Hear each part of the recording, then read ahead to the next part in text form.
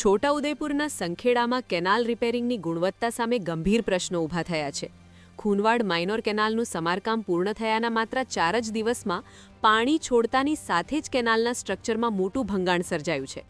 ટીંબા અને ભાટપુર ગામના ખેડૂતોને વર્ષો પછી સિંચાઈનું પાણી મળવાની આશા જાગી હતી, પરંતુ નબળી કામગીરીને કારણે કેનાલ ભાંગીને ભૂક્કો થઈ ગઈ છે.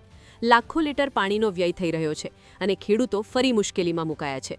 સ્થાનિકોનો આક્ષેપ છે કે નર્મદા નિગમના અધિકારીઓની દેખરેખના અભાવે આ સ્થિતિ સર્જાઈ છે. ત્યારે સવાલ એ થાય છે કે શું જવાબદારો સામે કાર્યવાહી થશે અને શું જગતના તાતને ફરી ક્યારે હકનું પાણી મળશે?